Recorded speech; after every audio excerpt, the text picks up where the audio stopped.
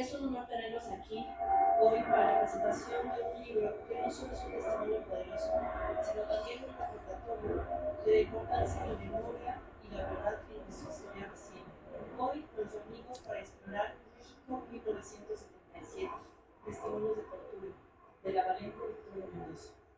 Este libro nos invita a adentrarnos a un capítulo oscuro de nuestra historia, donde las voces de aquellos que sufrieron en silencio finalmente encuentran un espacio para ser escuchados.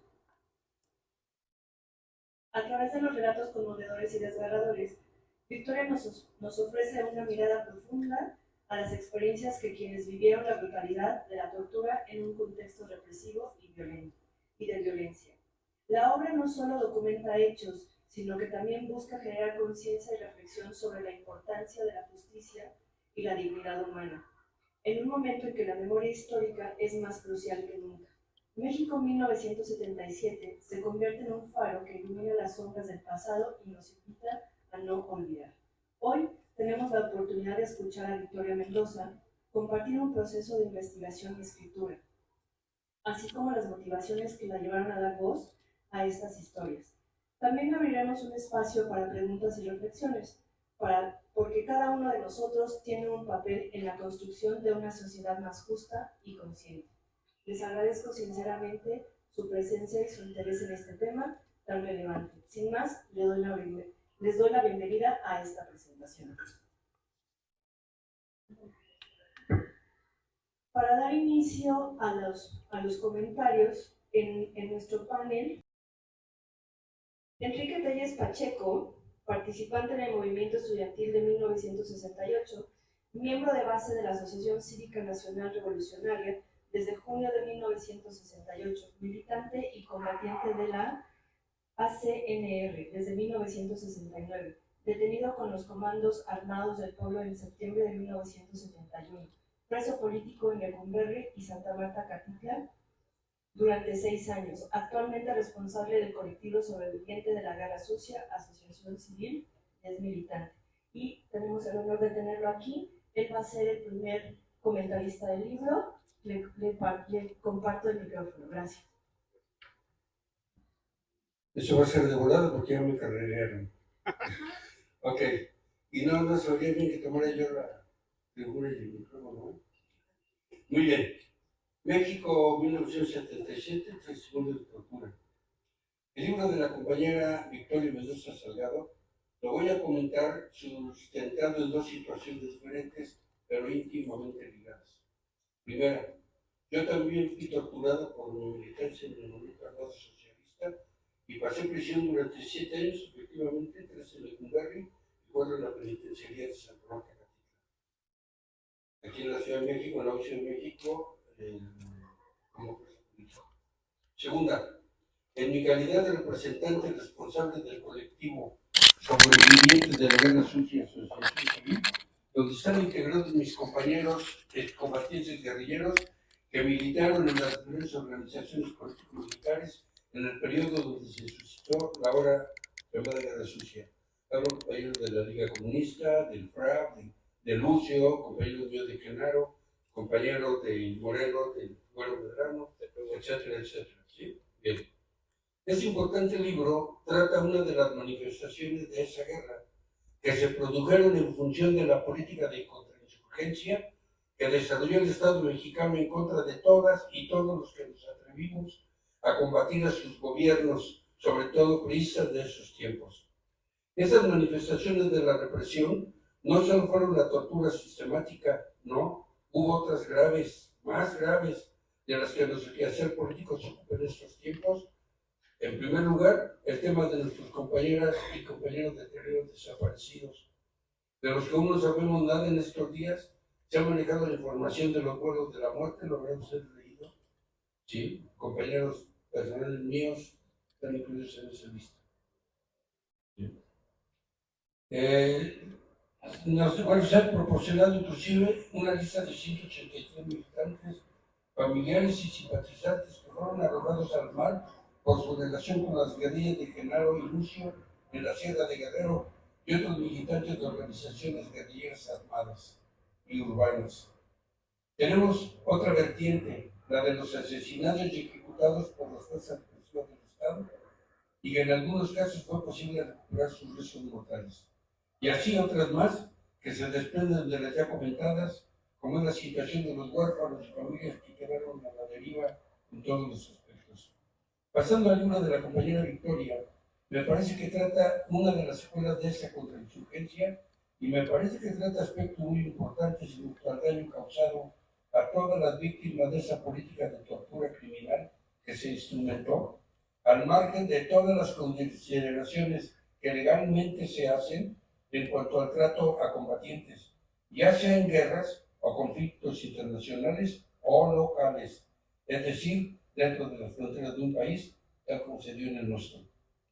Hace la compañera una reflexión, entre muchas otras, sobre cuál era la visión del Estado mexicano bajo la realidad en ese tiempo de la Guerra Fría, y dice, sus alcances en nuestra América Latina y que la Guerra Fría determinó una política de seguridad nacional, ciertamente. Señala ya concretamente en el punto de la tortura que la violencia política del Estado se dio bajo la implementación de tácticas antiguerrilleras, cierto. El esquema de contrainsurgencia aprendido en las academias militares del imperio.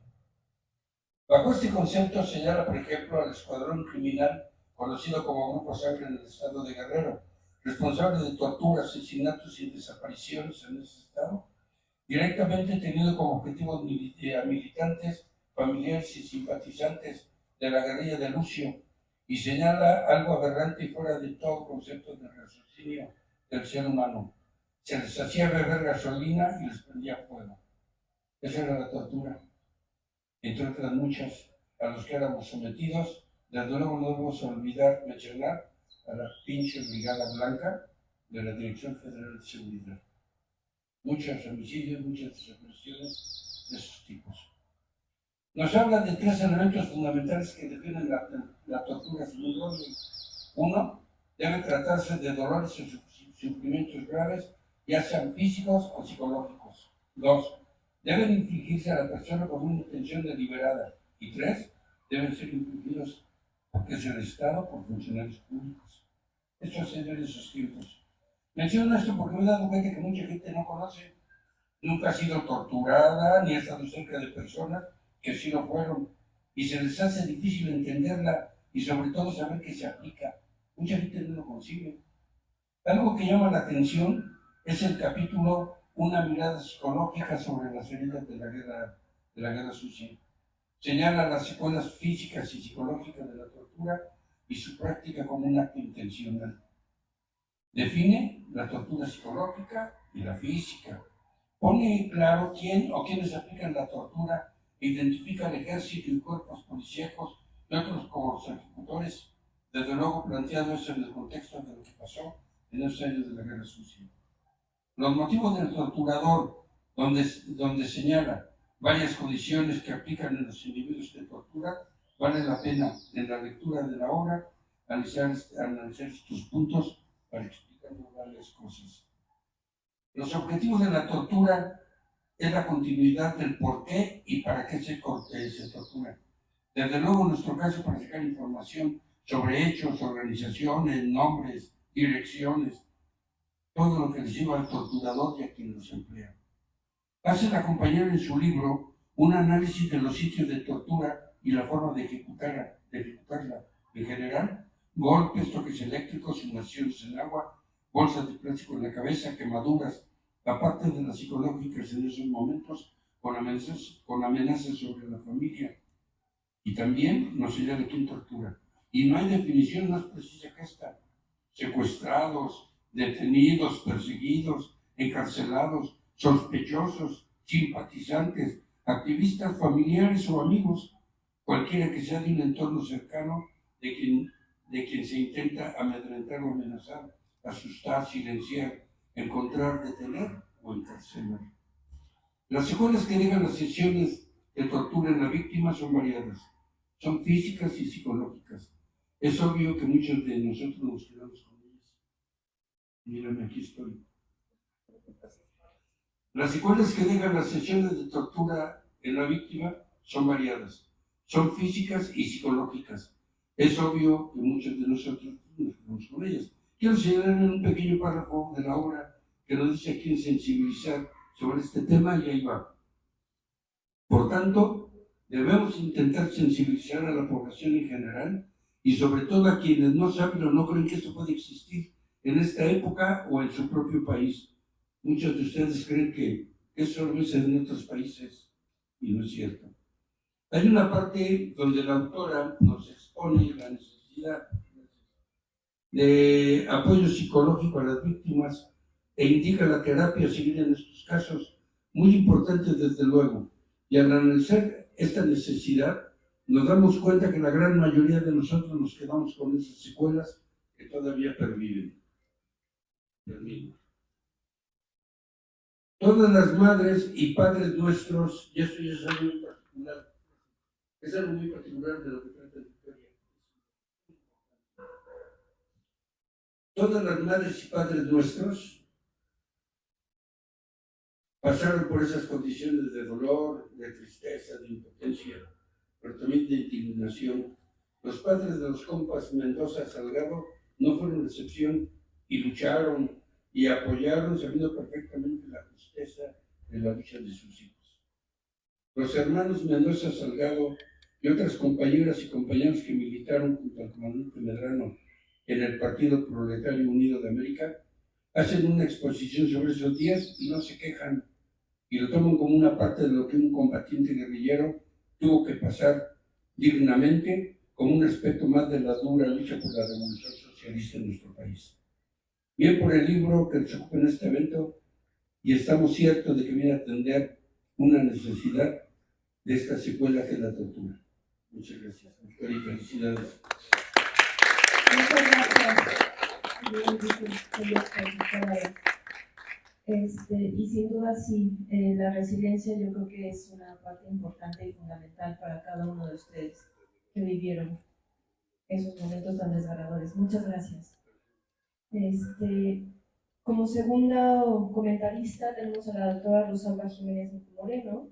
Me voy a permitir hablar un poquito de ella, tener una pequeña semblanza. Ella es doctora en Humanidades, en Estudios Latinoamericanos, cuenta con la maestría en Humanidades, igual en Estudios Latinoamericanos, igual un diplomado en Historia y Antropología de las Religiones, acreditado por la Escuela Nacional de Antropología e Historia y la licenciatura en Antropología Social. Sus principales líneas de investigación abordan cuestiones metodológicas con orientación cualitativa y temas relacionados con la religión, la religiosidad y la muerte. Formó parte de la Dirección de Desarrollo e Innovación de Materiales Educativos de la Escuela de la Secretaría de Educación Pública, particularmente en el proceso de elaboración de los libros de texto gratuitos de la nueva Escuela Mexicana en el 2022-2023. Ha sido docente a nivel secundario y preparatorio. Cuenta con participaciones en congresos tanto nacionales como internacionales, así como publicaciones en obras colectivas. A su vez también colabora con nosotros en la editorial Loto y particularmente estuvo muy de la mano con Victoria en la realización de este libro. Entonces mi pregunta sería, ¿qué te motivó a poder a estar en este libro? Buenas tardes a todos, gracias por acompañarnos el día de hoy, principalmente a Victoria. Bueno, lo que me motivó es esta parte formativa de la investigación y son temas realmente desgarradores, son temas que nos muestran las fibras más humanas. En este caso, lo que pasó Victoria y su familia es una muestra de lo que puede ser capaz otro ser humano para infligir miedo y dolor hacia los demás, ¿no? Entonces, es un tema bastante interesante que, como bien comentaban, es un tema que muchos jóvenes no conocen, a pesar de que llevan clases de historia de México. Hay jóvenes que no saben qué fue la Guerra Sucia, ¿no? Entonces, me parece que es un libro que nos invita a conocer la historia y sobre todo a darle sentido a lo que es la memoria histórica.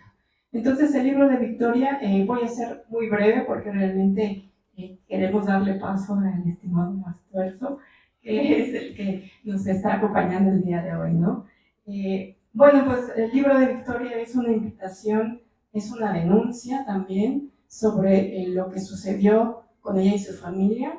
Da cuenta de lo que fue la represión del Estado mexicano durante la Guerra Sucia y del poder político autoritario que se dio en esa época, ¿no? Entonces, la razón que el poder político tenía para secuestrar y demás, a torturar, en este caso a los que consideraba los que estaban en contra de lo que ellos proponían, pues era que iban a desestabilizar el país, ¿no? Entonces, esa fue una de las tantas razones por la cual el poder político llevó a cabo este tipo de actividades. Principalmente con grupos guerrilleros, fueron guerrillas tanto rurales como urbanas, y primero fueron perseguidos, que no me imagino, no alcanzo a imaginar lo que es estar vigilados todo el tiempo, perseguidos, y luego a partir de ahí ser secuestrados, ser torturados, ser desaparecidos y incluso llegar a la muerte, ¿no? Entonces, este fue uno de los argumentos que nos da el Estado mexicano para hacer este tipo de atrocidades humanas. Utilizó lo que fue de manera ilegal y clandestina los aparatos de seguridad, ¿no? No fueron gente cualquiera, fue gente que sabía qué hacer para infligir el miedo y el terror y el sufrimiento a las personas. Y bueno, de ahí pues hay varios grupos, pero bueno, la que se destaca es lo que es la Brigada Blanca, que fue parte de lo que fue uno de los grupos que más torturó a los guerrilleros en este caso. Bueno, las expresiones de violencia fueron crueles e inhumanas, y ustedes lo que van a encontrar en el libro de Victoria son testimonios de sus padres, testimonios de sus hermanas, de su hermano y de ella, sobre cómo fueron secuestrados, torturados, cómo fueron si lo llegan a adquirir, van a encontrar cómo pues el hecho de escuchar cómo torturaban a sus hermanas, el hecho de escuchar cuando violaban a una de sus hermanas, la angustia que vivieron los padres en este caso, de no saber dónde estaban sus hijas, su hijo, pero hay algo importante que me gustaría resaltar. Los papás de Victoria siempre fueron personas en constante lucha social. Entonces, ese espíritu de lucha social parece que lo adquirieron Victoria, su hermano y sus hermanas, ¿no? Entonces, esa convicción de hacer un mundo más justo me parece que motivó a la familia de Victoria a no decaer en el sentido de, a pesar de que podían perder la vida, y a pesar de lo que ya habían vivido, ellos estaban convencidos de que el luchar no era solo para ellos, sino que era para los otros. Era hacer esto pensando no solo en ellos, sino en los otros, en un mundo más justo, que las injusticias que se estaban viviendo en ese entonces se fueran y pudiese verse un mundo mucho mejor no solo para ellos, sino para todos, ¿no? Entonces, van a encontrarlo también en los testimonios, un poco de esta parte de cómo eran estigmatizados. Me refiero que hay algunas palabras que aparecen constantemente, que si eres rojillo, que si eres comunista, que si eres socialista, pues eras perseguido, ¿no? Y eras un joven criminal y eras violento y estabas en contra del poder político, ¿no? Entonces, a partir de estas palabras que parecieran tan inofensivas, pues fue que Victoria, sus hermanas, su hermano, pues fueron secuestrados y torturados. Entonces, bueno, la invitación es a que sigamos, en este caso, conociendo nuestra historia de México, y también, sobre todo, a que nuestra memoria colectiva sea significativa. ¿A qué me refiero? Si la memoria colectiva no es significativa, no tiene sentido para los demás. Entonces, la memoria colectiva debe ser significativa. En este caso, debemos tomar conciencia de que esto puede volver a pasar, de que no estamos exentos y de que esto no se debe de olvidar. Creo que es una invitación a lo que nos hace este libro. Agradezco mucho su atención. Muchas gracias, doctora. Como siguiente comentarista tenemos al doctor Irving García Escada, doctor en Humanidades, en Estudios Latinoamericanos, cuenta con la maestría en Humanidades, en Estudios Latinoamericanos y la licenciatura en Antropología Social. Como líneas de investigación se adscribe a los procesos metodológicos de corte cualitativo, centrándose principalmente en temas sobre juventudes y violencia. Formó parte de la Dirección de Desarrollo e Innovación de Materiales Educativos de la Secretaría de Educación Pública, particularmente en el proceso de elaboración de los libros de texto gratuitos de la nueva escuela mexicana. Ha sido docente a nivel preparatoria y licenciatura. Cuenta con participaciones en congresos, tanto nacionales como internacionales, y publicaciones en obras colectivas y artículos. Y también forma parte de nuestros investigadores en Loto Editorial. Y, por favor, bienvenido. Pues gracias a ustedes por su asistencia, por habernos invitado y confiar en nosotros para hacer estos comentarios a la obra. Particularmente yo me centraré un poco en este concepto de la condición humana. Finalmente el lector tendrá entre sus manos parte de un proceso histórico que pues estamos ya casi a 50 años, ¿no? de haber experimentado este tipo de fenómeno y que desafortunadamente sigue tan vigente, aunque quizá nos hemos acostumbrado a normalizar y a naturalizar muchas de estas prácticas.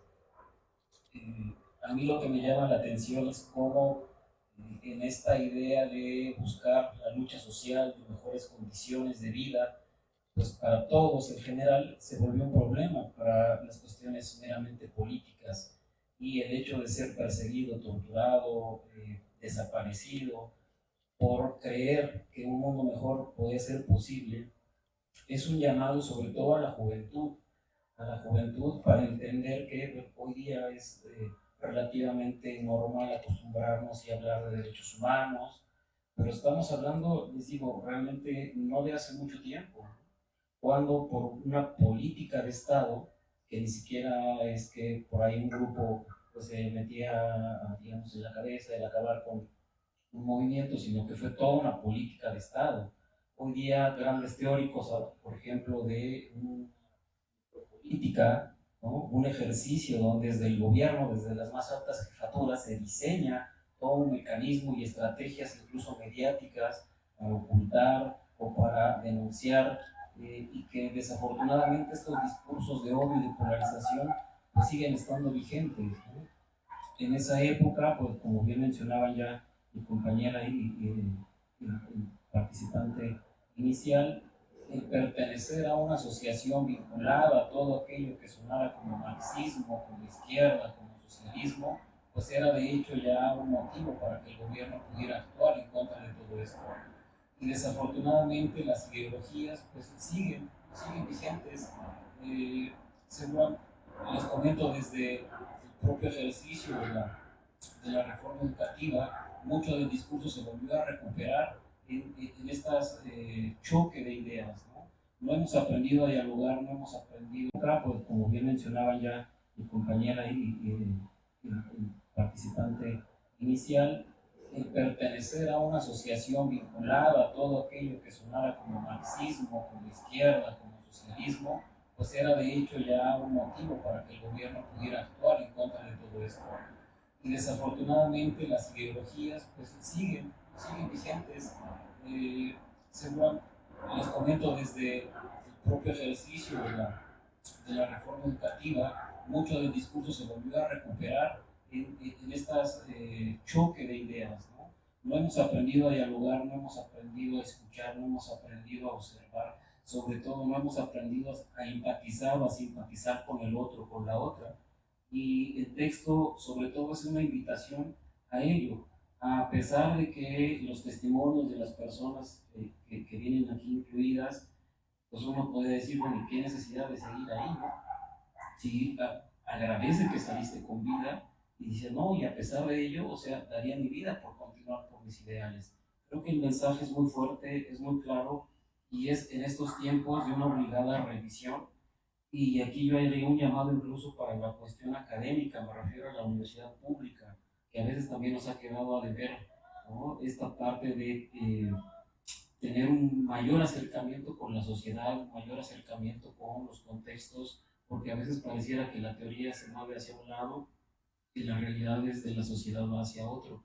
Necesitamos hacer una sinergia, necesitamos levantar la voz, necesitamos sumarnos a todas aquellas causas que nos lleven a un mundo mejor. Es difícil, entiendo, a veces desligarse de ideologías partidistas, políticas, pero tendremos que aprender a dialogar, tendremos que aprender a, porque si no estas vivencias, estas experiencias que están contenidas en el libro se van a seguir repitiendo. Afortunadamente hoy, miren, tuvimos la apertura desde el espacio político, ¿no?, a estos temas, que también es como editores, y aquí me refiero a esta parte de las editoriales, a veces tocar puertas y que te escuchen, que te den los espacios por las mismas temáticas no es nada fácil. Dentro de los espacios educativos también cuesta trabajo.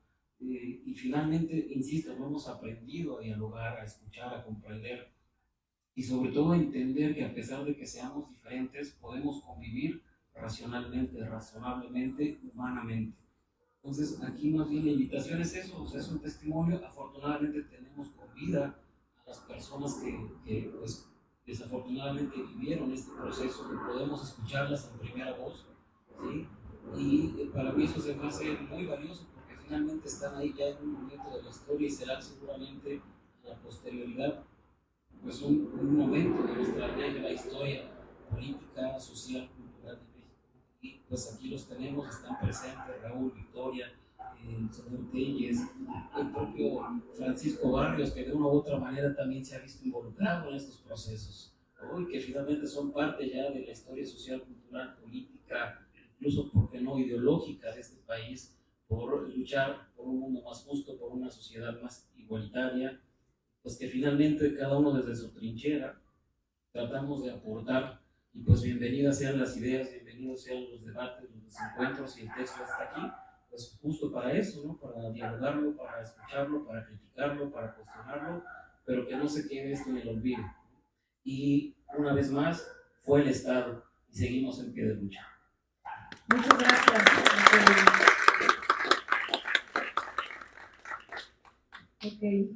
Ahora vamos a darle la palabra a Francisco Barrios el Mastuerzo. Voy a hacer una mini semblanza, si me permites. Francisco Arturo Barrios Martínez, mejor conocido como el Mastuerzo, nacido un 23 de noviembre en Tulancingo, espero haberlo dicho bien, Hidalgo, es antropólogo de carrera, pero psiquiatra de naturaleza, es lo que afirma.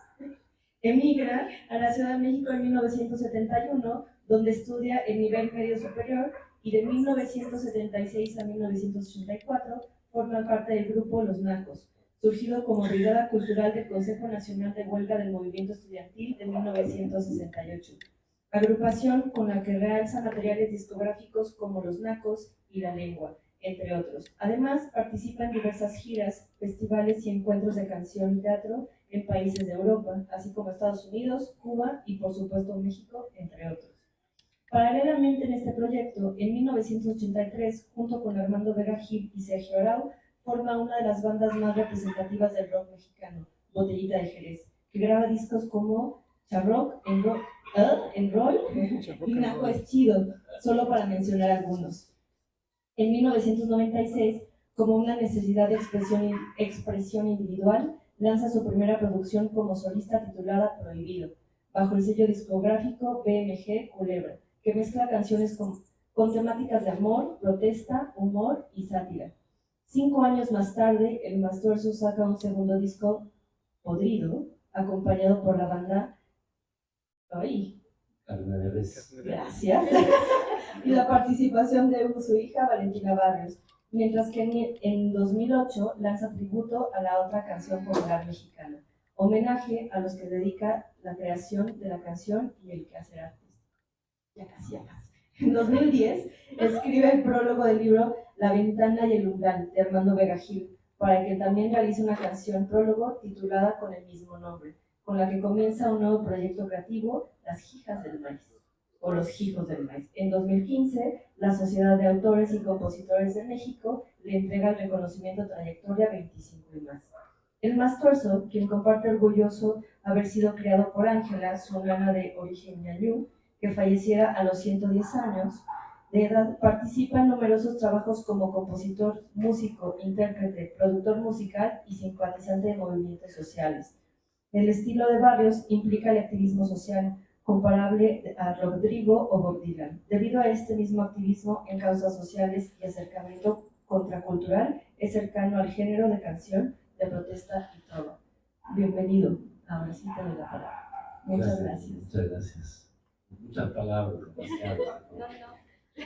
Pero bueno, muchas gracias. Buenos días, buenas tardes a todas, todos y inevitablemente para el futuro, todos. Gracias a Lota Editorial que me ha invitado a ser cómplice de esto.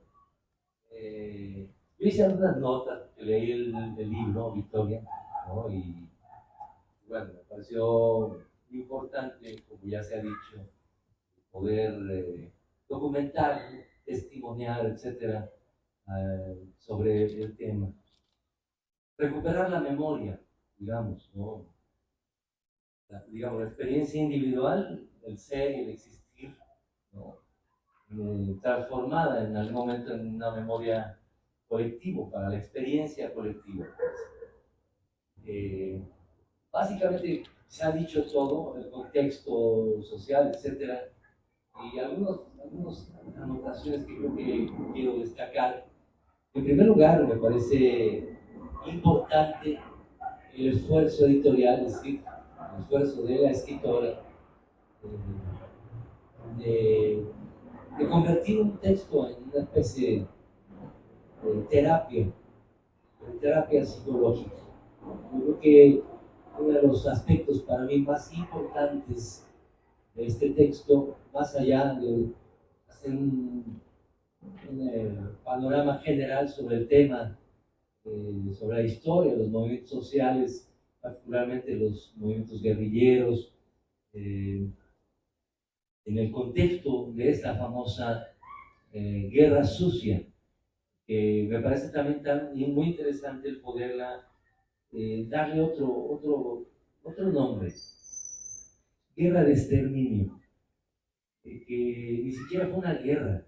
Algunos compas guerrilleros lo han dicho, no fue una guerra pareja, no había campos de batalla o en fin, declaraciones de guerra. Era una guerra de exterminio que evidentemente en la época, no solo a los involucrados en el sentido estricto de la palabra, a los compas guerrilleros, a los compas militantes, incluso simpatizantes, y además a los familiares, es decir, un exterminio de la totalidad, digamos, de los compas que se rebelaban, compas que eran unos jovencitos de 18, 19, 17 años, 24 años, que tenían la determinación de llevar hasta sus últimas consecuencias, pues sus ideas marxistas, algunas trotskistas, algunas maoístas,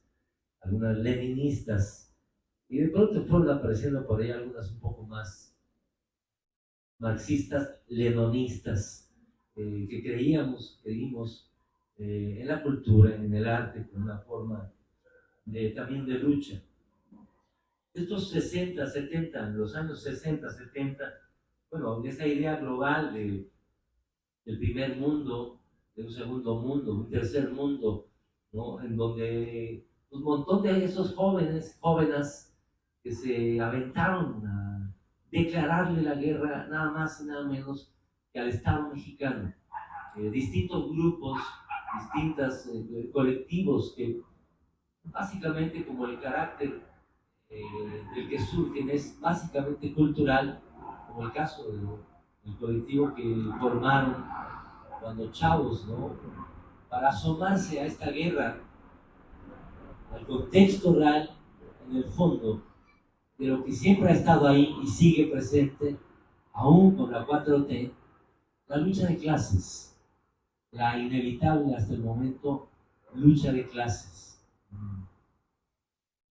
Esas diversas corrientes de pensamiento, bueno, influyeron los trotskistas, bueno, incluso hubo broncas entre los trotskistas y los maoístas y los leninistas, y porque unos discutían, bueno, hay que inyectarle la conciencia al proletariado, y otros decían, ¿cómo que inyectarle? ¿Cómo que inyectarle? En fin, discusiones. Esta historia, pues, que nos cuenta el libro, de una familia, de la tragedia de la familia Mendoza Salgado, es una tragedia, es un ejemplar en el sentido que representa un montón de otras familias, un montón, de verdad, muchas familias, muchos seres humanos que vivieron esta famosa guerra de exterminio. Así que una de las premisas, a mí me parece, del texto fundamentales, que ya habrá una continuidad, ¿no? Desde una perspectiva mucho más terapéutica, de manera decidida. Ventilar, sanar y cicatrizar, limpiar, dice la autora. Y de alguna manera eso es parte de esta terapia en la que particularmente 4 muchachitas convertidos en adultos se aventaron a escribir, ¿no? Vemos ahí evidentemente que hay ese titubeo de pronto ideológico, político de alguna de las hermanas, de los víctimas indirectas, ¿no? Evidentemente, recuerdo en algún momento, cuando alguna vez hicimos un documental sobre la fuga de Oblatos, Jalisco, el Guaymas, así conocido, un exguerrillero, en paz descanse, él decía que era muy difícil aguantar la tortura y no soltar la información. Él decía, estoy vivo, sin una pierna. Cuando lo agarró la tira a balazos, pierde la pierna por negligencia médica, etc. Pero él decía, estoy vivo y a otros compas les tocó un poco una suerte pues, peor, digamos. Escribir el dolor, el sufrimiento, digamos, ¿no?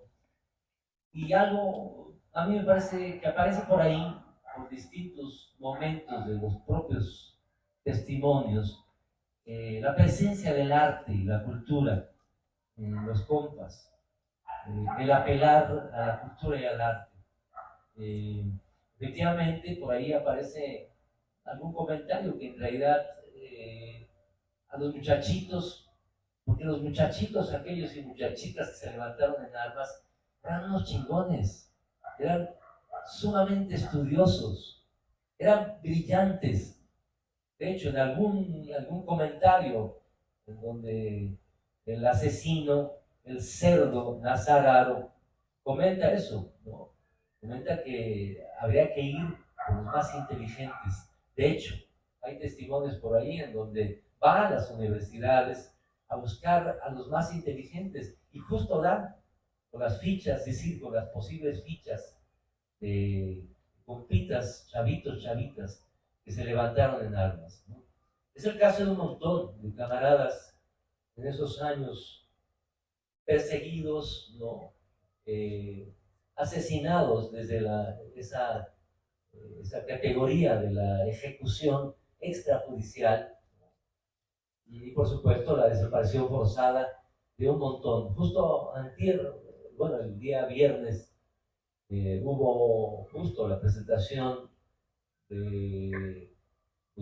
fue el Estado, con todo el resultado de la Comisión de la Verdad, que ha investigado y que ha documentado un montón de elementos que ahora creo que cada vez está un poco más claro el asunto. No solamente fueron los guerrilleros, han sido un montón de sectores que vivieron esa guerra sucia, esa guerra de exterminio.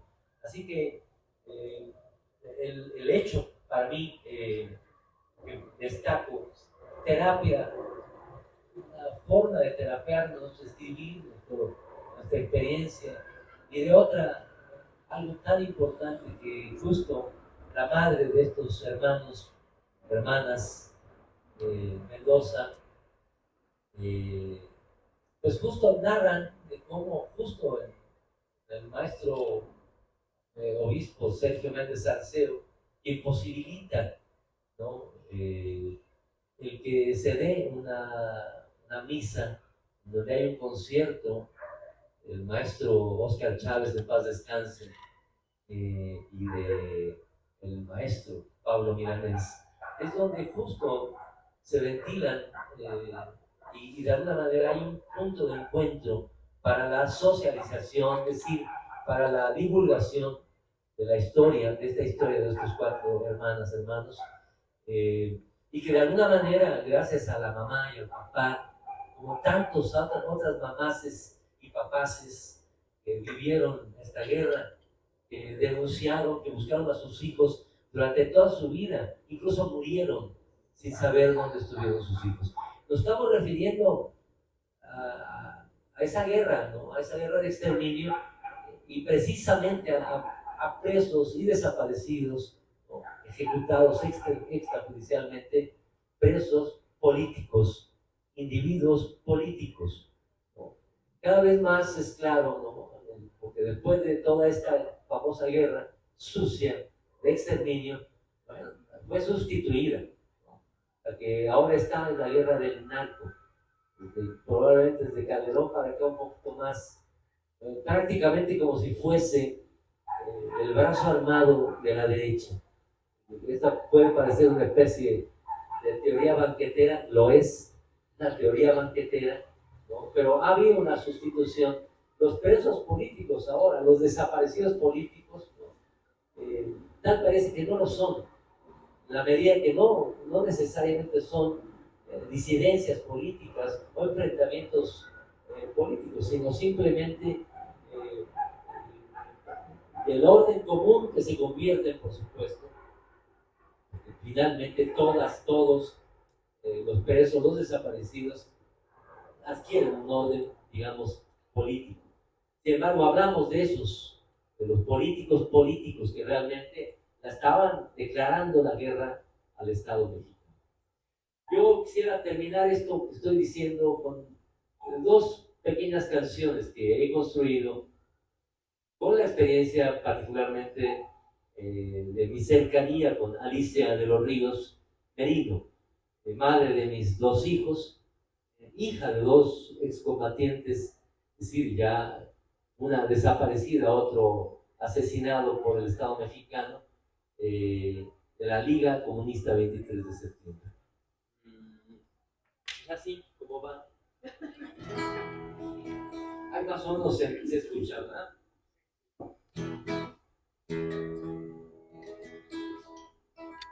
Hasta da vergüenza tocar la guitarra, carnal, después de verte. Bueno, ¿está abierto este micrófono? Sí. Venga. Hay más o menos, ¿no? Pero la primera es una dupla de canciones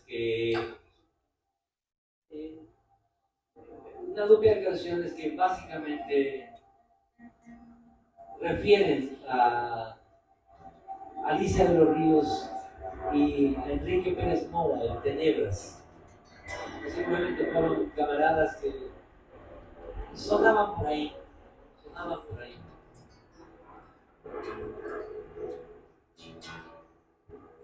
Así. Si hay un avión, imagínense lo que se escuche ya.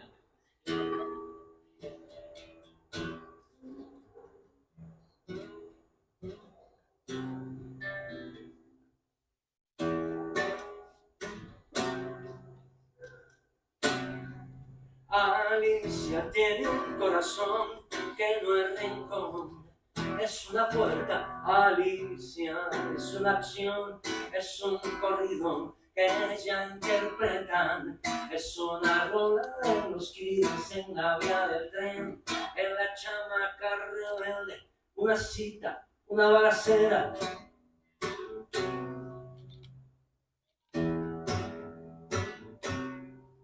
Alicia es hija hermana, tía, madre, abuela. Alicia es una flor de Chihuahua con escopeta, es una expropiación de los expropiadores, un gran acto de magia, una guerra contra la guerra.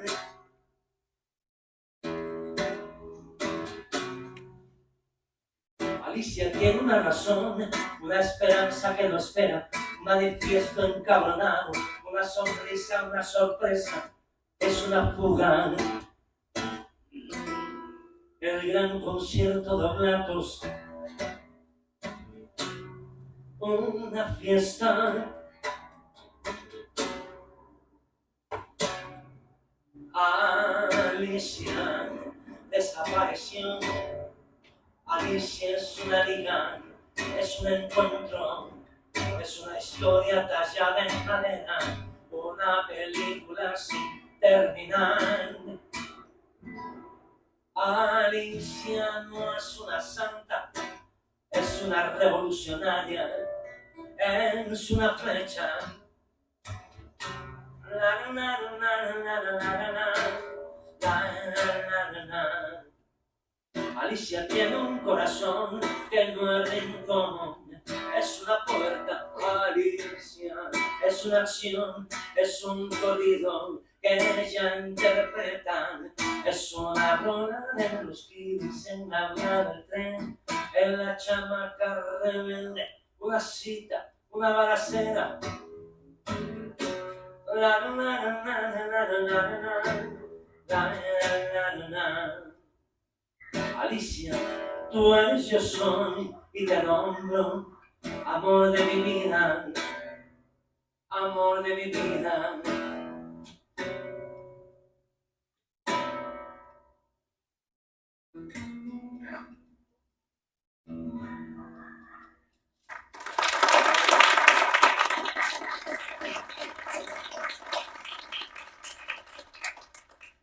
Bueno, Alicia de Chihuahua, una muchacha que estudiaba en el Tecnológico de Chihuahua, una muchacha muy estudiosa, insisto, como la gran mayoría de los compas que decidieron declarar la guerra al Estado mexicano. Ella se enlista en la Liga Comunista y en un momento de alguna forma de cierta crisis de la Liga, compas que estaban presos en la cárcel de Oblatos, Jalisco, se organizan. 6 guerrilleros se organizan y deciden fugarse con ayuda de la Liga o sin la ayuda. Finalmente es una fuga que tiene éxito, como la de los Tupamaros, fugas que fueron exitosas sin tanto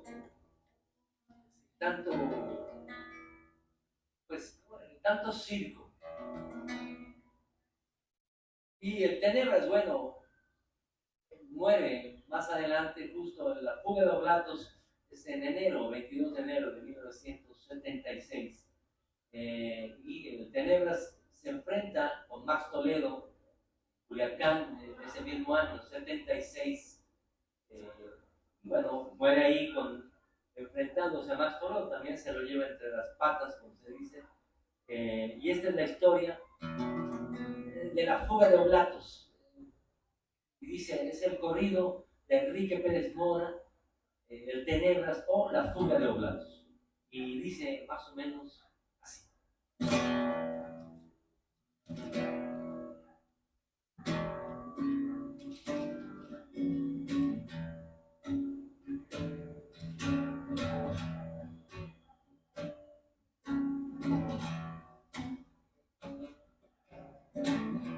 Que no se oye.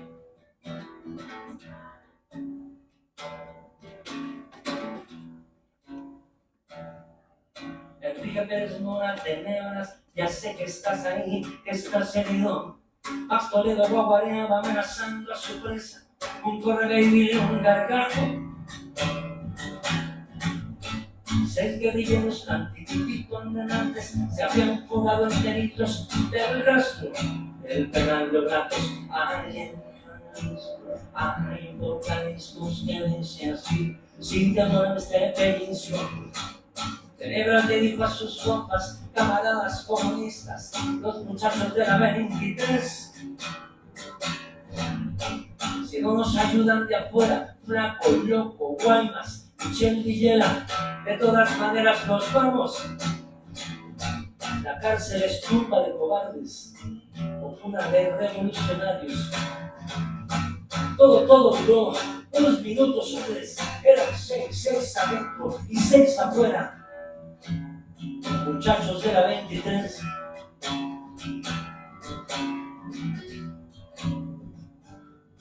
El olor a los chingazos se sintió muy de repronto. Era pólvora, era fiesta, una enorme balacera. Susan Germán echando mesa, el clásico Gostola y el Can en el comando de afuera. Radio Ranchito fue la señal, cantó las 7 con pelos de aquel 22 de enero del 76. Hay en Jalisco, hay toca discos que dice así, si te mueves de pellizco. En un torreón por encima se vio una luz encendida y comenzó la traga chinga. Los rurales que no cayeron ahí, cayeron a un lado, oyeron, pintaron su calavera. Los muchachos les gritaban, ya nos fuimos, ya nos vamos de aquí, ya nos fuimos. Todo duró 2 minutos o 3, eran 6 adentro y 6 afuera. Los muchachos de la 23.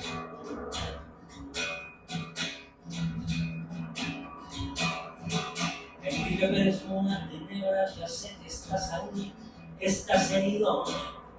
Más Toledo y el Tenebras tenían que fajarse el duelo. Algunos meses después, el suelo de Culiacán, por cierto que no fue duelo, fue 4 cobarde y cruel, y el herido de muerte, jaló a Toledo con él.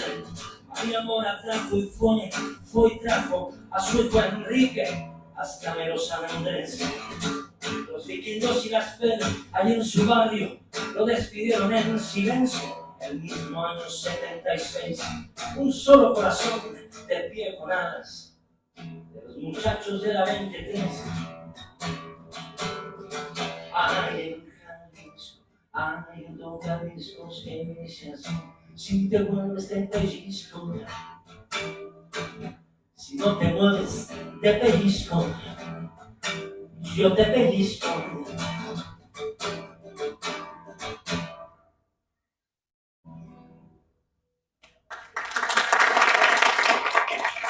Muchas gracias. Gracias, el texto, y ustedes disculparán lo precario, pero básicamente creo profundamente de eso, en que sí hay que difundir las ciertas ideas que no se conocen. Efectivamente, por ahí alguien lo decía, muchos morros y morras, suerte maestros, felicidades, qué gran voz, mi niña, qué gran guitarra, de verdad, felicidades. Vayan bien. Eso, que muchos muchachos no saben de lo que se ha vivido, y ahora cuando veo los noticieros que de repente, no sé, los noticieros convencionales, que de pronto hablan de libertad, bueno, Milei, que habla de libertad, a uno le da risa. Justo hace unos días que antier que presentaron aquello, los resultados de la Comisión de la Verdad, iba con León Chávez Teixeiro, un camarada cantautor de hace muchos años, y justo me decía, pues es que eso lo vivimos. De alguna manera, algunos rucos que ya pasamos de los 60, lo vivimos como chavos, cuando los jóvenes realmente eran delincuentes por ser jóvenes, es decir, por traer el pelo largo te apañaba la tira, etcétera, etcétera. Evidentemente había condiciones materiales y digamos, ideológicas y demás, para que se dieran precisamente levantamientos, y no solo uno, porque fueron tantos compas que se organizaron desde esa visión guerrillera, digamos. Agradezco mucho y bueno, aquí estamos, de verdad, felicidades Victoria por el texto. Creo yo que eso, pues, habrá otros más desde la perspectiva de la psicología puedan ser útiles como una herramienta, yo creo, para muchos. Siento yo que es una especie de manual una especie de manual express para los compas que de alguna manera vivieron ese periodo y que de alguna manera pueden, de alguna manera, pues sanar la herida, ¿no? De alguna manera. Tan. Muchas gracias. Muchas gracias, mi jefe. Ahora vamos a darle la palabra a Victoria. Me voy a permitir leer su semblanza. Victoria Mendoza Salgado nació en México, oriunda de México, de Morelos y de Guerrero, reside en el País Vasco desde hace 33 años. Estudió en el Magisterio y la Normal Superior en México. Realizó la especialización en Psicología Educativa, doctorado en Psicología Social, formación en Psicología Humanista Gestal y Transpersonal, consteladora familiar y otros estudios de Psicología y Educación en la Universidad del País Vasco y otros sitios de España, teniendo la oportunidad de formarse con grandes maestros y psicoterapeutas como son Claudio Naranjo, Bert Hellinger, Jacobo Jodorowsky, Spajito Surabi, Susie Stroker y otros grandes y excelentes maestros y psicoterapeutas. Fundadora y presidenta de asociaciones multiculturales y de mujeres migrantes, de activismo social y de colaboración constante, ofreciendo talleres y apoyo psicosocial a diferentes colectivos en riesgo de exclusión social, migrantes, gitanas, indígenas y mujeres autóctonas. Ha sido la primera mujer inmigrante en ser concejala en el Ayuntamiento de Irún. Ha participado con artículos de opinión en el periódico Jara. Ha sido y lo sigue siendo docente, formadora y psicoterapeuta en centros de estudio y diferentes asociaciones. Ha sistematizado y creado su propia técnica terapéutica, con el conocimiento de todos sus estudios universitarios y conocimientos chamánicos heredados por sus ancestros. Sin quitar valor a todos sus estudios académicos, resalta que la mejor universidad y la mejor terapia es la vida misma. Ser madre, abuela, mujer y cada una de sus experiencias y vivencias son sus grandes lecciones de conocimiento y su mejor escuela de vida. Sin más, le doy la palabra a Victoria y mi pregunta sería, ¿cómo es que surgió el libro o por qué has creado el libro? Sí, gracias. Bueno, antes que todo es dar las gracias a quien nos proporciona este bello espacio. Gracias a todos los que se tomaron su tiempo para leer el libro y venir aquí a comentar, compartir también sus ideas y sus reflexiones. Y gracias a la editorial también por su excelente trabajo en cuanto a no solo la organización, sino todo su trabajo profesional y su equipo profesional. Y me faltarán dar más gracias a más gente, pero bueno, ya miremos tanto. El libro surge cuando yo estudiaba el doctorado en Psicología Social en el País Vasco, del 97 al 2000, que también era cuando yo cursaba o estaba haciendo el diplomado de Psicoterapia Gestal, Humanista Gestal. Bueno, en el doctorado siempre hay que estudiar, profundizar, investigar, y como nosotros somos muy mentales, hay que opinar, hay que, yo creo, yo digo, yo opino, etc. Pero ya en terapia gestal era, yo siento, cómo me siento como mujer, cómo me siento como mujer maltratada, como mujer migrante. Y entonces ya a mí, ahí le di mucha importancia a las emociones y los sentimientos.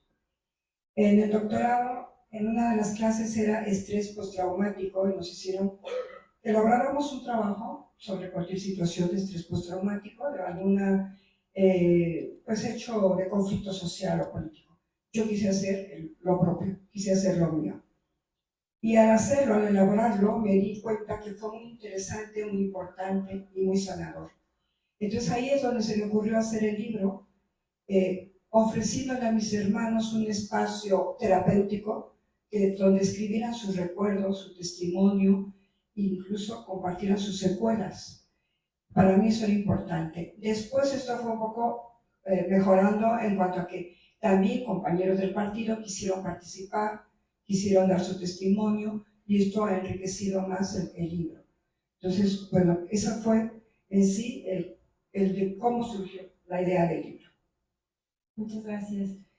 Lo que podemos hacer ahorita es abrir el micrófono a alguno de los que están con nosotros. Si tienen alguna pregunta, alguna duda para Victoria o alguno de los comentaristas. Adelante.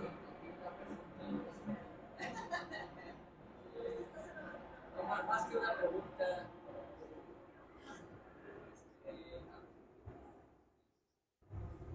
Ajá.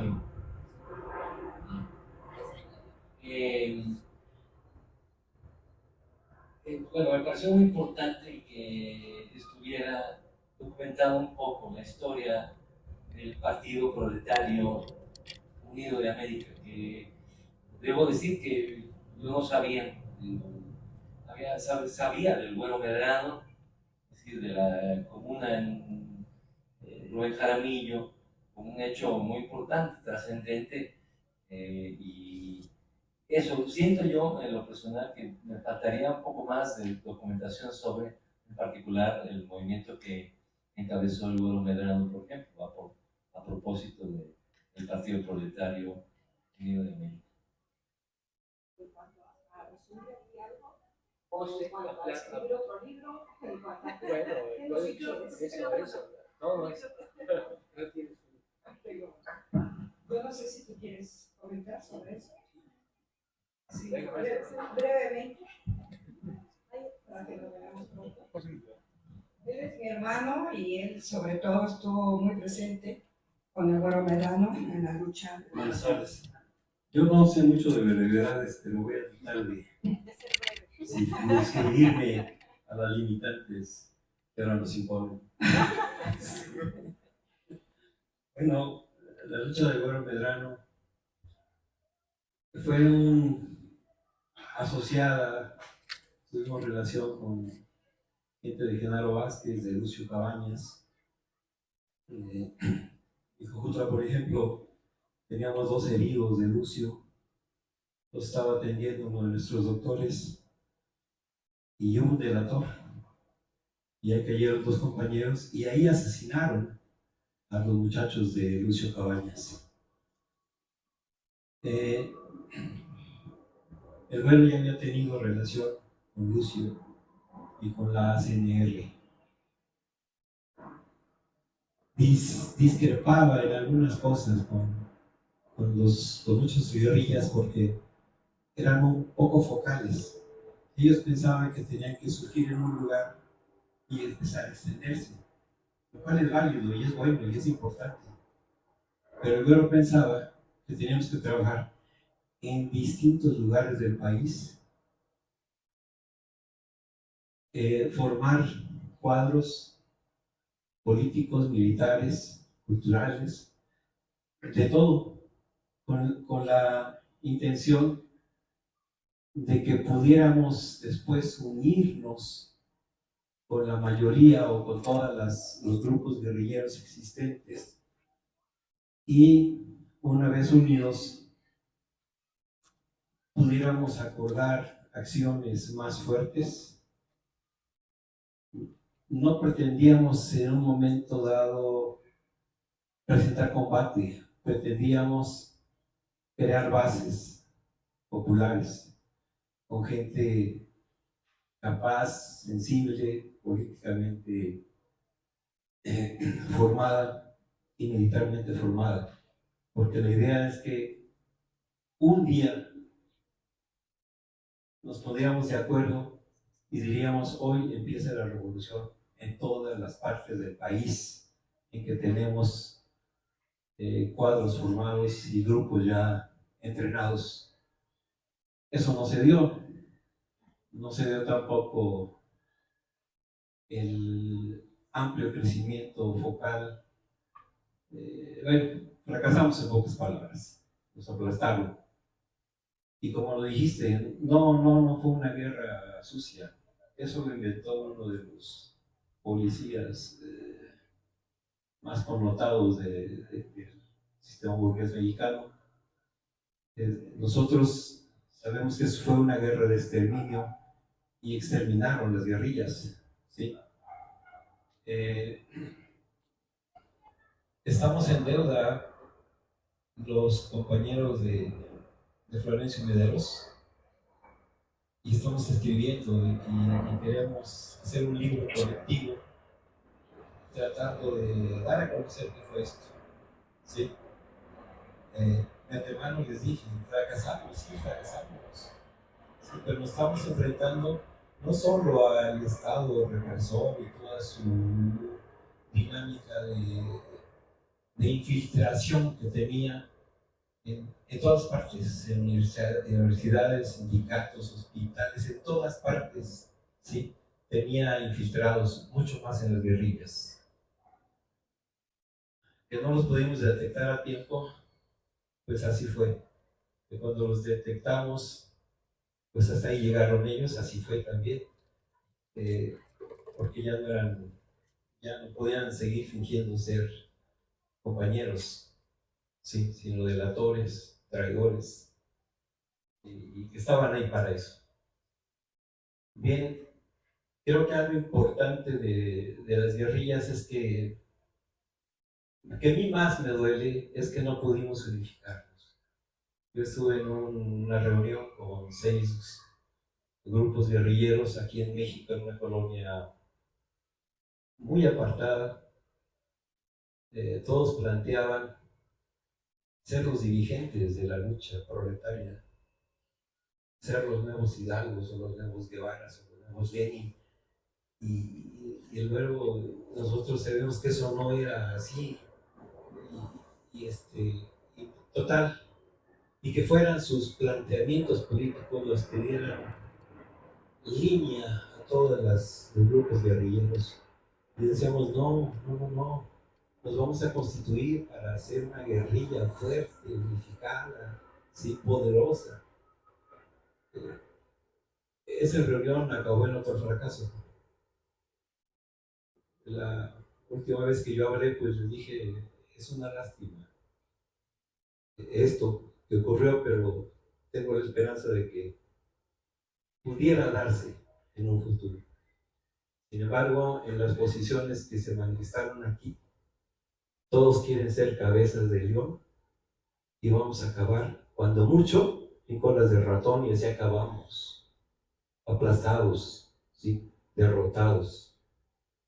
No derrotados del todo, ¿sí? Porque cuando, por ejemplo, a mí me dicen, yo comparo esto con esto, que me dicen, tú eres pobre, sí, pero nomás porque no tengo dinero, ¿sí? Nomás por eso. Pero tengo muchas otras cosas que me hacen rico. Entonces, pues sí, estamos en deuda y sí, yo voy a apresurar a mis compañeros que escriban, que platiquen. No quieren escribir algunos, todos los vamos a grabar. Sí. Y todavía, por ejemplo, este movimiento que se inicia con este gobierno para dar a conocer todos estos hechos, con la intención de que no se vuelvan a repetir, es una utopía. Se van a repetir. No sabemos cuándo, ni sabemos cómo, pero yo sí puedo asegurarles que debemos estar preparados para esas ocasiones. Es una lástima que ya nosotros, los viejos, no vamos a estar vivos y no vamos a poder volver a luchar, pero la lucha se va a seguir dando. Esto no acaba. Mientras no acabe la explotación del hombre por el hombre, mientras no acabe en la existencia de clases sociales, la lucha no acaba, no puede terminar, ¿sí? Y no porque lo diga yo, lo dicen un montón de revolucionarios y lo tenemos comprobado nosotros. Entonces, pues yo me llevo esa deuda con todos ustedes y conmigo mismo de poder escribir. Gracias.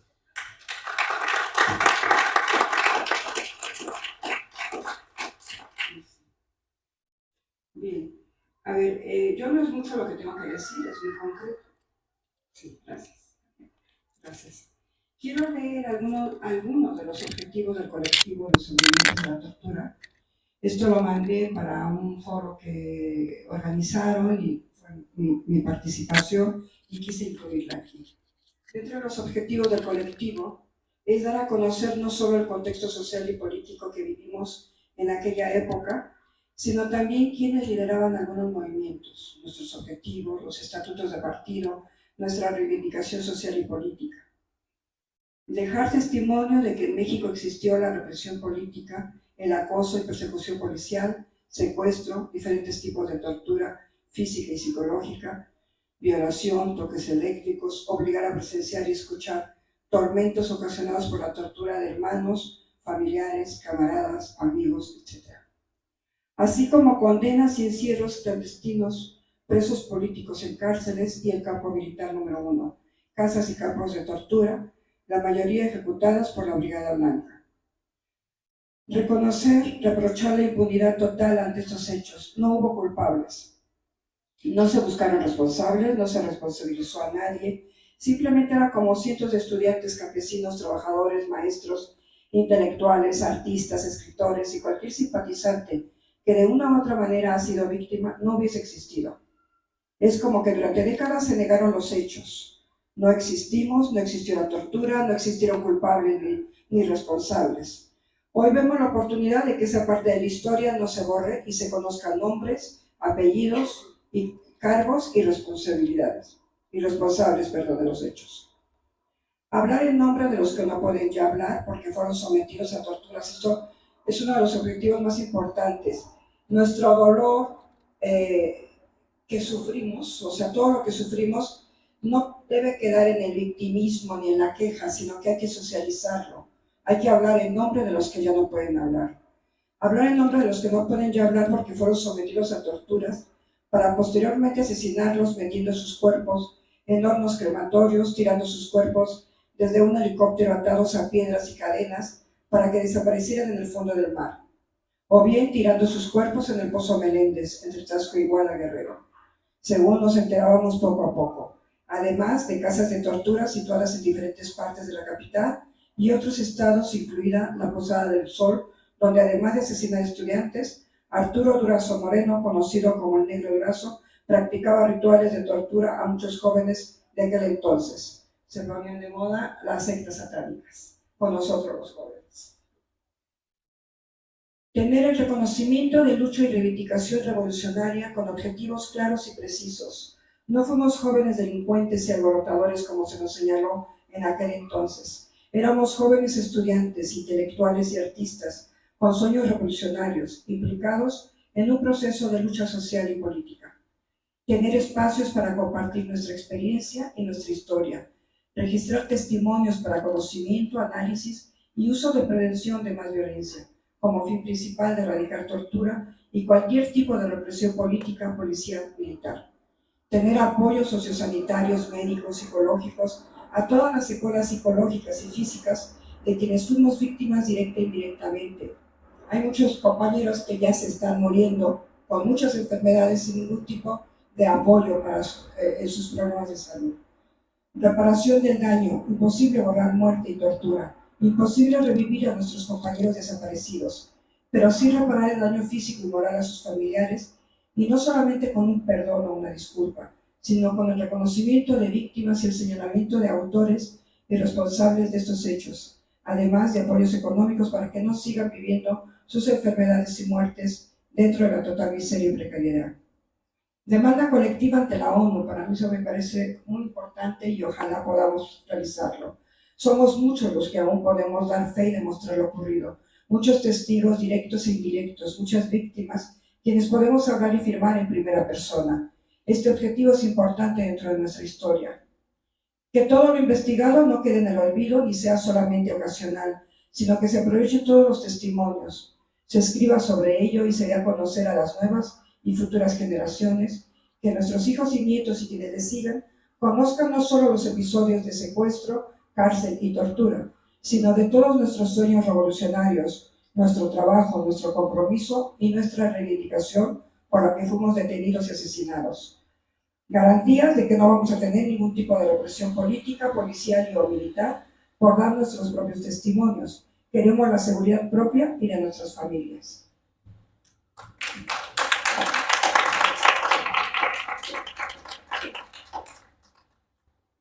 Gracias, Victoria. Por favor.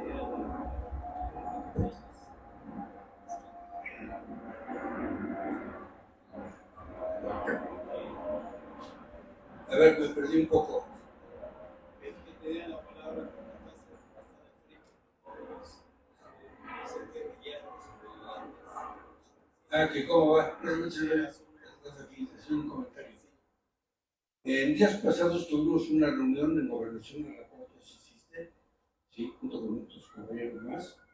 Alicia de los Ríos estuvo con nosotros también, Quita Radilla, toda la gente que son los íconos, ¿sí?, de la represión en México.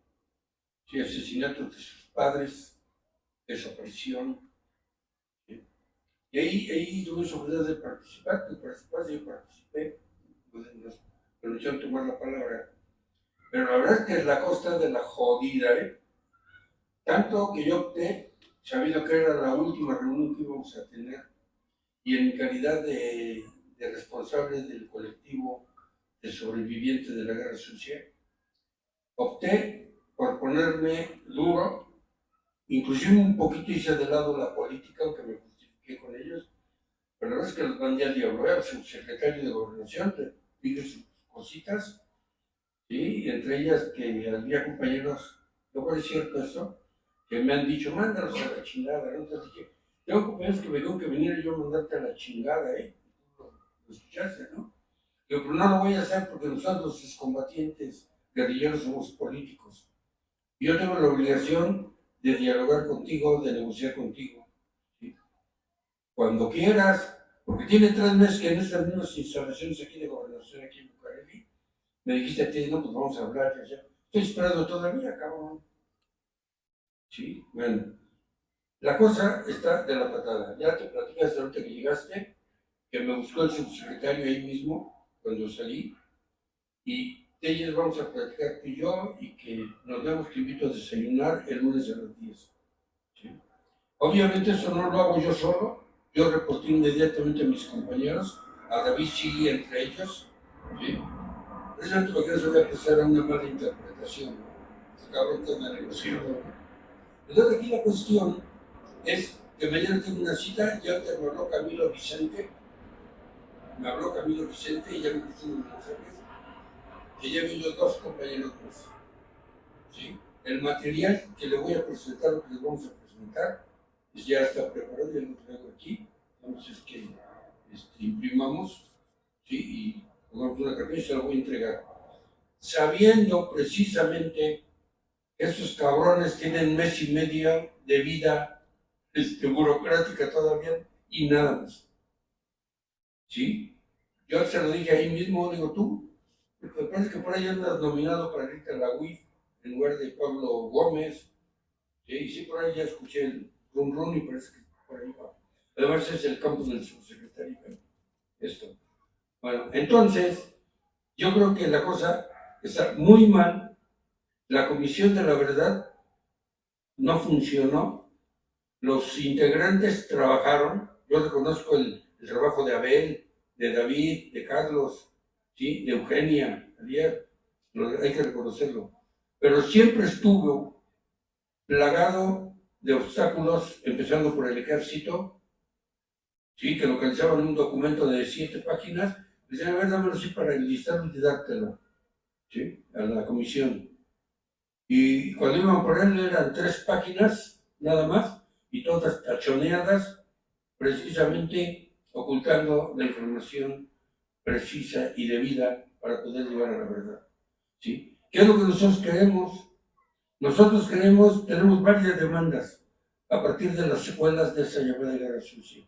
Número 1, ¿qué pasó con nuestros compañeras y compañeros detenidos desaparecidos entre Alicia? ¿Sí? A Enrique lo tumbaron, el Tenebras, ¿sí? Pero ¿qué pasó con ellos? ¿Sí? ¿Quiénes son los perpetradores? Nosotros como colectivos hemos dado una lista, fulano, y viven enterrados y están trabajando todavía en el gobierno y fueron de los asesinos de la Dirección Federal de Seguridad de la Brigada Blanca. ¿Sí? ¿Y qué se hizo? ¿A qué se llegó? A nada. A nada. La reparación de daño, otra de las secuelas de la guerra sucia es los sobrevivientes, todos jodidos, pobres, viejos, ¿sí? Se lo están muriendo, ¿sí? 6, 7, 8 al año, y no tenemos ni para los chingados funerales. Tenemos que estar haciendo, y tú lo sabes, inmediatamente me aboco a hacer una colecta para el sepelio del Manso, para el sepelio de ¿cómo se llama? Bueno, el último, Juan Roberto Ramos Eusebio, hace un mes y medio. Y toda la vida nos lo hemos pasado así, ¿sí? Yo me acuerdo que el Manso le pidió a Yuriria, que es la comisionada, ¿sí?, de la Comisión de Apoyo a Víctimas, ¿no? Le pidió que siquiera nos podían dar 70,000 pesos para tener un pinche funeral decente y que nuestras familias no tuvieran la preocupación en ese momento, ¿no? ¿Sí? Pinche Yuriria que se rió. Y viste que también a ella le reclamé y me la puse como campeona anteayer, ¿sí? Porque no es posible ella, y además le dije, cabrón, ustedes están ahí sentados ocupando estos puestos por nosotros, porque gracias a nuestro trabajo, a los movimientos de los maestros, de los médicos, de los ferrocarrileros en esos tiempos, a los movimientos del movimiento estudiantil, o sea, como símbolo, hubo mucho más en Morelia, en muchas partes, ¿no? ¿Sí? Y a la guerrilla que nosotros encarnamos y nosotros impulsamos, ¿sí? Ustedes están sentados ahí por eso, porque hay un gobierno como el de López Obrador, que tú has estado también ahí, López Obrador le ha dicho directamente, sí, López Obrador, presidente, tiene usted un gobierno progresista, que bueno, hemos levantado la cabeza nosotros, antes no pudimos hacerlo, nos desaparecían, sí, bueno, gracias a su política, a su gobierno progresista, ¿sí? Muy diferente a los gobiernos que combatimos, sobre todo priistas, y que nos vimos obligados por dignidad a tomar las armas, ¿sí?, y declararle la guerra, como decías, Mostaza. ¿Y qué pasó? Con todo eso están sentados ahí, se llevó un gobierno progresista, y le he dicho a López Obrador, lo he dicho delante de todos, el presidente es un presidente progresista, y qué bueno. Pero no es ni de izquierda, ni menos es revolucionario, presidente. ¿Sí? Ahora, nosotros vemos la cuarta transformación como una oportunidad. La gente está ahí, esa es la verdad. El presidente tiene un carisma que no... está cabrón, ¿sí? Y la gente está con López Obrador.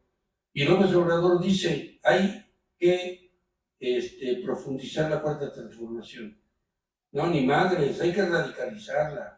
¿Sí? Y por eso nosotros estamos colaborando ahí, ¿sí? Muchos exguerrilleros, ¿sí?, coinciden conmigo en esos planteamientos, pero vamos a radicalizarla, vamos a preparar a la gente para que vaya después pidiendo más y más y más, ¿sí? Sabemos que es un gobierno, no es el Estado, y la lucha es contra el Estado, definitivamente, ¿no? Entonces ese fue un pequeño informe, y discúlpenme, pero eso es lo que yo tuve en el informe. Muchas gracias. No. Yo creo que es muy valiosa su participación. Muchas gracias. Gracias. Pues nada más para terminar esta presentación, no sin antes agradecer obviamente a la alcaldía, a Daniel, muchas gracias por el espacio. Muchas gracias, Masturzo, por estar aquí con nosotros. Muchas gracias. Señor Enrique, muchas gracias también por sus palabras. Sin duda, gracias, Victoria. Aquí estamos, y sin duda, si alguien quiere adquirir el libro, está aquí a la venta, el costo es de 300 pesos, directamente con nosotros o con Victoria, y podemos aprovechar para que Victoria nos pueda firmar, y por supuesto también a Raúl. Muchas gracias, Raúl. Esperamos entonces poder imprimir y hacer tu libro colectivo. Es el siguiente. Muchas gracias y bonito domingo. Gracias por venir.